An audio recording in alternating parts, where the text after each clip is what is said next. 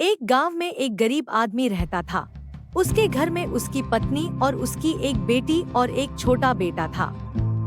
उसकी पत्नी दूसरों के घर में काम करके अपने परिवार का खर्च चलाती थी।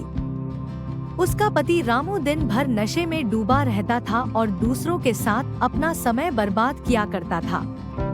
कहीं इधर ताश के पत्ते खेलता दिखता था तो कहीं उधर लोगों के दरवाजे बैठकर गपशप मारा करता था। अपने परिवार का ख्याल उसे बिल्कुल नहीं था।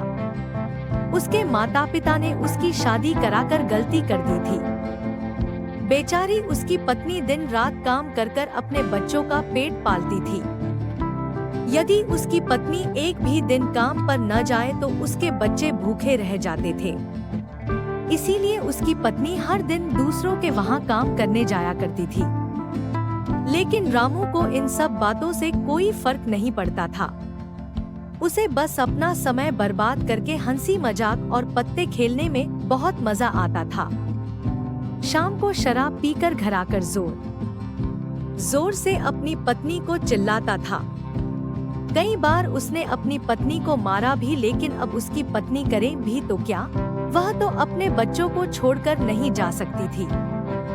रामू को जो कोई भी समझाता था कि रामू कुछ काम धंधा कर पैसे कमाया करो, अपने परिवार का खर्च तो उठाओ, 2 बच्चे हैं, तुम्हारी पत्नी है, उनकी देखभाल करो, ऐसे अपना समय क्यों बर्बाद करते हो। रामू उसके ऊपर बिगड़ जाता था और कहता, तुम्हें इससे क्या लेना देना, मैं कुछ भी करूं, यह मेरा जीवन है, मैं तुम्हारे घर में खाता हूं क्या। इसके कारण कोई भी गांव का सदस्य उससे इस बारे में बात ही नहीं करता था। वह सुबह खाकर निकल जाता था और रात में शराब पीकर आता और अपनी बीवी के ऊपर गुस्सा उतरता था। ऐसा ही कुछ दिनों तक चलता रहा।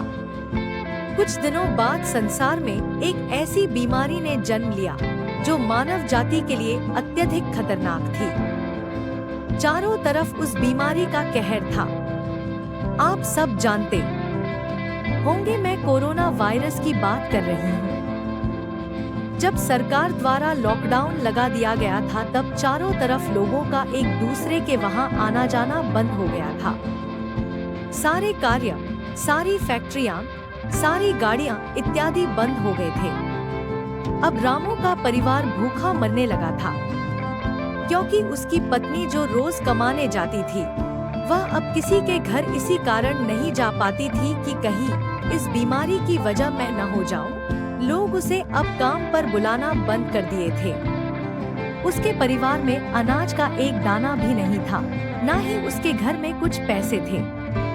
अब वह क्या करता। उसका छोटा बेटा भी बीमार पड़ गया। बच्चे की तबीयत ज्यादा खराब हो गई। तब रामू को समझ आया कि अपने परिवार का ध्यान देना चाहिए। उसने बच्चे को अस्पताल ले जाने को सोचा, परंतु उसके पास पैसे नहीं थे। वह गांव वालों से पैसे उधार मांगने गया।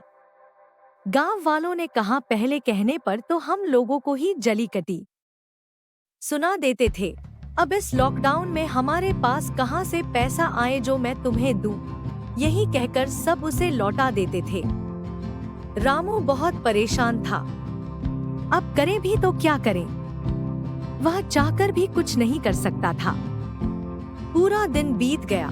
समय पर इलाज न मिलने के कारण उसके बेटे की तबीयत और भी ज्यादा खराब होते चली हो गई।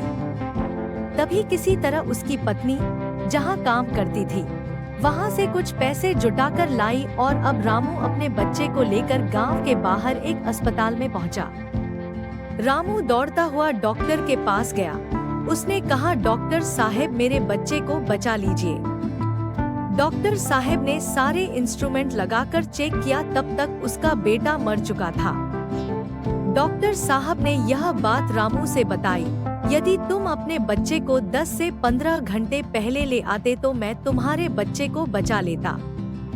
मुझे बहुत दुख हो रहा है कि मैं तुम्हारे बच्चे को बचा नहीं सका। यह सुनकर रामू के पैरों के नीचे से जमीन खिसक गई। वह जोर जोर से रोने लगा और कहने लगा, यह सब मेरी गलती है, मैंने जीवन में कुछ नहीं किया, सिर्फ अपने समय को बर्बाद किया।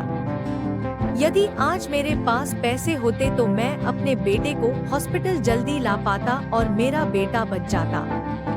मैंने अपने जीवन में समय को बहुत बर्बाद किया है, परंतु आज बेटे को खोने के बाद मुझे समय की अहमियत पता चल गई है। तो दोस्तों, हमें इस कहानी से यह सीख मिलती है कि हमें अपने समय को बर्बाद नहीं बल्कि उसका सदुपयोग करना चाहिए, तभी हमें जीवन में सफलता मिल सकती है।